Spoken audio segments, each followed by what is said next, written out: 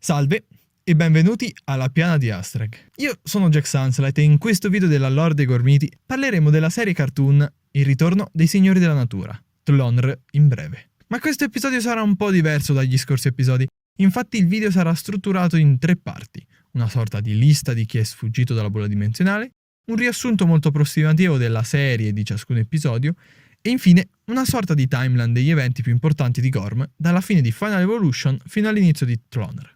Questa suddivisione è fatta per rendere il video più interessante e completo possibile, dato che se usassi la struttura utilizzata per gli scorsi episodi della lore, verrebbe o un video lungo almeno un'ora, oppure una sola frase, data la natura degli episodi tendenzialmente autoconclusiva. Le fonti di questo video sono il magazine, l'intera prima stagione del cartone e il foglietto della serie del blister. Nell'ultimo episodio della lore abbiamo visto un varco dimensionale aprirsi verso un'altra dimensione che ha risucchiato tutti i gormiti presenti sul campo di battaglia, gli occhi della vita, e si è portato via anche Magor e in un certo senso anche il vecchio saggio, ma alcuni gormiti sono riusciti a rimanere su Gorm. Questo è il caso per il popolo del vulcano, Magmion, Lavion, Orrore Profondo, Electricon, Sparafuoco, Anonimo Multiforme, Bombos, Lavor, Guardiano Urlante, Maio Infuocato, Arachno, Angelo Infuocato, Malvagius, Mangiamente e Mastodontico. Per il popolo della foresta, Florus, Supplizio, Frusta Letale, Troncannone, Picchiatore, Sporius, Mimeticus e per qualche motivo, forse un errore di disegno nel magazine, anche Ramartiglio. Per il popolo del mare, Granchios, Delos, Elico, Medusa Antica, Mantra, Cavarex, Martello, Tenaglia, Tartantica. Per il popolo dell'aria, Becco d'Acciaio, Pungolo, Aquila Solitaria, Magica Vedetta, Falco Silente e, è confermato solo per il magazine, Dragon. Per il popolo della terra, Roccia Tauro, Schiena Acciaio, Mangia Terra, Trema Terra, Lancia Massi. Nel caso mi sia dimenticato qualcuno, fatemelo sapere nella sezione commenti così che gli altri possano vedere la lista effettivamente completa.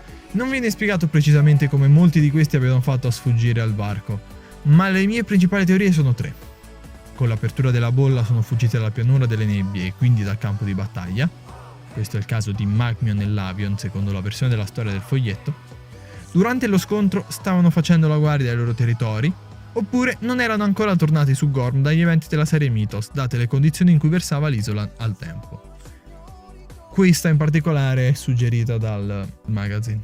Eccetto Dragon, che immagino sia stato linciato e abbia fatto questa fine, ciascun gormita che ha una minifigure appare nel cartone in un modo o nell'altro, mentre quelli che nella lista sono apparsi come figure si trovano anche nel fumetto e sono quindi anche confermati parte della narrazione del fumetto, che sembra essere una sorta di storia alternativa in certi versi. Ne parlerò un po' meglio fra un po'. Passiamo al riassuntino. Se dovessi riassumere l'intera serie, non verrebbe qualcosa di molto lungo. Passano 200 milioni di anni da quando a Razzle viene assegnata la missione di trovare i prescelti e in una maniera che non ci viene mostrata, il dinosauro li trova e li incontra.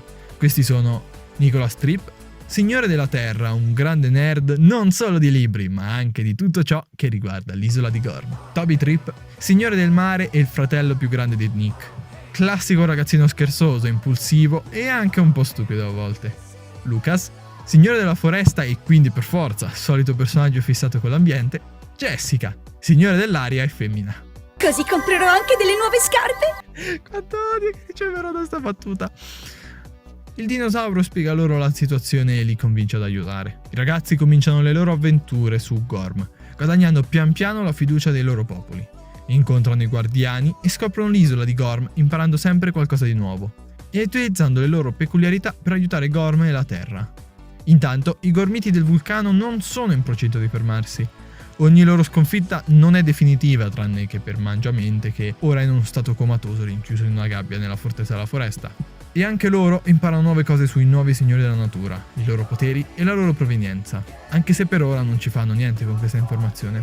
Alla fine della serie, i ragazzini vengono a sapere che la loro vera missione era di richiamare il sommo luminescente, ma Razzle, con il suo cervello riscio, si è scordato di mostrare il messaggio che aveva lasciato il vecchio saggio apposta per loro.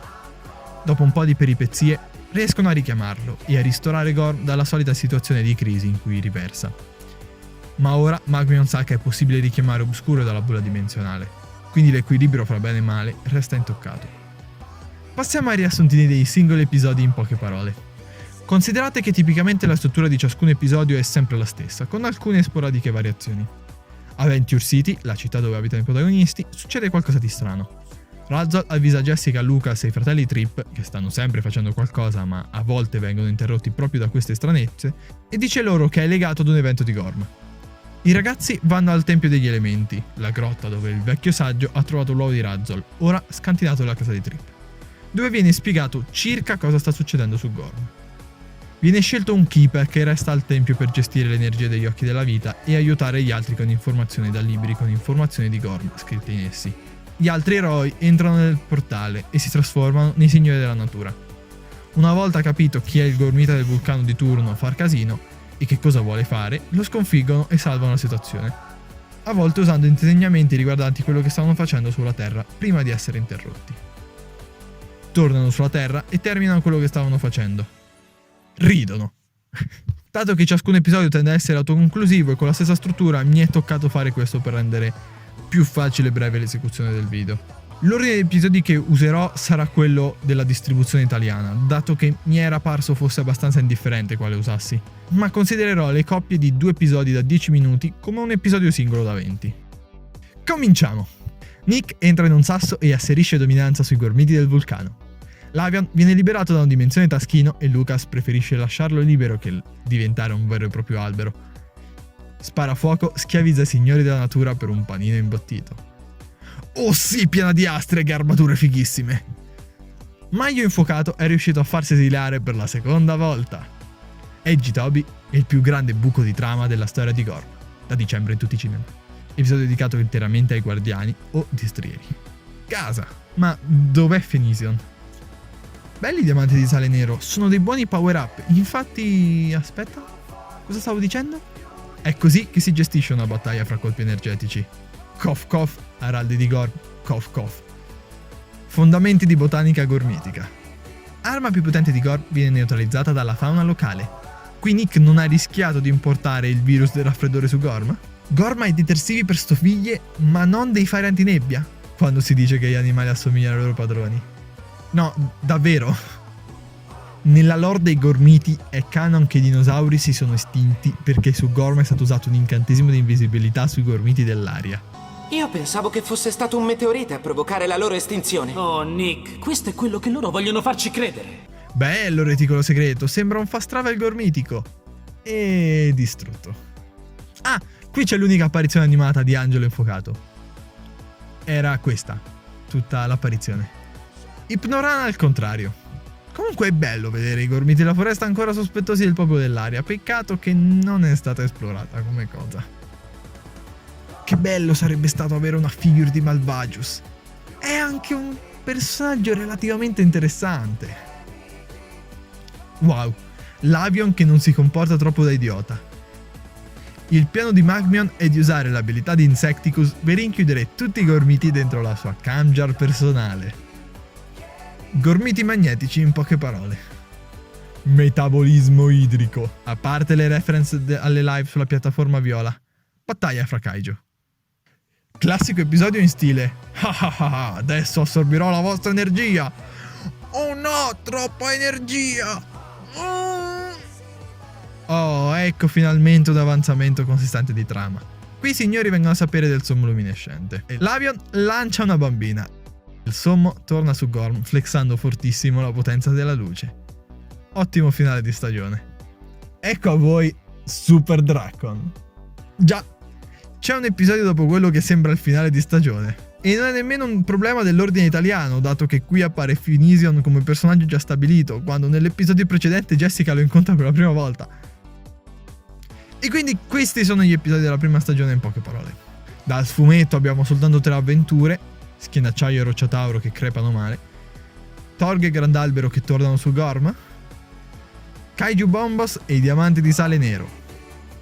Di nuovo, ma assieme. Vediamo ora che informazioni ci dà sulla lore dei gormiti dal punto di vista della timeline. In futuro farò sicuramente altri video su quello che questa serie ci mostra, come ad esempio gli artefatti, i luoghi di Gorm e la struttura sociale dei vari popoli. Cartone e Magazine hanno alcuni elementi divergenti. ma hanno in comune molte altre cose, quindi considererò la maggior parte del world building come parte dello stesso universo in comune. Capirete meglio nel mentre che vi spiego. Parliamo da un periodo ignoto pre-bolla, in cui Obscurio costruisce Super Dracon, un aggiornamento software, per rendere Dracon, il destriero del popolo del vulcano, abbastanza potente da battere Tentaclion, il guardiano del popolo del mare. Ora passiamo a quel che succedeva nel mentre che la bolla risucchiava tutti. Secondo il foglietto illustrativo della serie Tlonr, Lavion e Magmion scappano dal campo di battaglia. Il sommo, che è riuscito a liberarsi dalla bolla, aiuta il vecchio saggio a rinchiudere nella bolla anche i destrieri Luxalion, Cerbelion e Phoenision, il quale però appare senza spiegazione nel cartoon, quindi non so cosa pensare. È un costante buco di trama quel coso. Poi il sommo viene spinto nuovamente nella bolla da Obscurio, condandandosi da solo a finire nella bolla a sua volta. Queste informazioni sono troppo strane per me, non so che farci. Tornando al corto, la bolla risucchia tutti, Magor incluso. Probabilmente in questo momento Obscurio fa la magia che rinchiude il suo spirito nella corona, perché se no non si spiega. Poi sappiamo da più fonti che il vecchio saggio si tuffa nella bolla con gli occhi della vita e dopo lungo tempo riesce ad uscire, finendo sulla terra dove trova una caverna in cui si trova un uovo. Alla creatura che si trova al suo interno appioppa tutta la sua sapienza e conoscenza gormitica, gli occhi della vita e la pietra della conoscenza, con la missione che dovrà compiere, cioè trovare i prescelti eroi in cui scorre la linfa vitale per liberare il sommo luminescente e salvare Gorm. Dopo un po' di tempo nasce Razzol, con probabilmente una crisi esistenziale. Siamo nel Giurassico, circa 200 milioni di anni avanti Tlonr. Suppongo la serie cartoon sia ambientata nel 2008 d.C., quindi usiamo questa metrica anziché la nascita di Gesù. Ci basiamo sull'inizio della serie cartoon.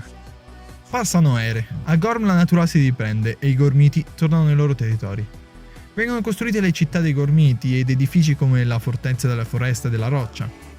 Questi territori vengono difesi dai vari guardiani e ci ritroviamo Phoenision che continua al suo essere un buco di trama. Ma tornano alcuni sospetti fra i vari popoli di Gorm. Il torneo periodico sulla piana di Astrek non può più essere fatto per problemi dimensionali e viene costruita l'arena di Kulgar. Roccia Tauro diventa campione del popolo della Terra e governa su di essa al posto di un signore. Probabilmente questo succede anche agli altri popoli. Dato che ogni 100 anni nascono delle nuove statue del falco, ma ogni 3000 anni la cittadella del popolo dell'aria finisce sopra un vulcano attivo, in una di queste occasioni i Gormiti dell'aria sono costretti a utilizzare una magia di invisibilità per raccogliere le statue, che farà però estinguere tutti i dinosauri sulla Terra, circa 65,95 milioni di anni avanti Tlonr. Probabilmente dopo la nascita della specie umana, Razzol comincia effettivamente a cercare prescelti e gira il mondo. Vengono incisi sui dei rospi cinesi dei simboli per fermare gli incantesimi di strappapensieri. Forse Razzol ha fatto andare su Gorm anche altre persone? Circa nel 2800 avanti Tlonr, Razzol visita gli Inca. 100 avanti Tlonr, Lavion viene rinchiuso da Mimeticus in un'altra dimensione. 7 avanti Tlonr, Magmion comincia la ricerca dell'incantesimo per il reticolo segreto. Razzol intanto ha visitato anche l'Egitto, Roma e, scroccando un passaggio sulla nave, probabilmente arriva in America, dove verrà costruita la Venture City che vediamo, e nell'anno 0 avanti Tlonr trova la casa dei Trip, costruita proprio sopra la caverna, con anche un'entrata ultra tecnologica che necessita la presenza di quei 4 ragazzini per aprirsi, senza che nessun adulto ne sappia niente, nemmeno gli ingegneri che hanno costruito proprio quella casa. Wow, che figata il destino, eh? Razzol incontra i prescelti. E poi ci sono gli eventi della serie animata, con Lavion che si libera, Mangiamente che va in coma, il riconoscimento dei signori della natura in quanto tali dai loro popoli e il ritorno del sommo. Ho integrato alcune cose dal magazine, tranne quelle che vanno contro quel che viene raccontato nel cartone, come Phoenision, sempre presente, Dragoner a martiglio, Maio infuocato non esiliato, e l'arrivo del sommo luminescente avviene in una maniera completamente diversa. Non lo descrivo qui dato che è un'avventura Eclissi Suprema tecnicamente e io sono ossessivo su ste robe. E comunque con tutto questo dovrebbe essere tutto. Grazie mille per avermi seguito per un intero anno. Settimana scorsa abbiamo fatto l'anniversario del canale e sono davvero felice che in questo tempo abbiamo fatto 470 iscritti, partendo completamente da zero. Grazie. A seguito farò anche uscire il video sulla mia collezione, eccetera eccetera. Farò, fra virgolette, dei festeggiamenti, se così si può dire, del canale. Vabbè, tutto il resto, iscrivetevi al canale, continuate a supportarmi, speriamo che riesca ad andare avanti per un altro anno e anche di più. Se volete supportarmi, seguitemi su Instagram, su Twitch, dove riuscite, dove mi trovate. Commentate anche, che anche quello fa comodo all'algoritmo. E niente, sayonara!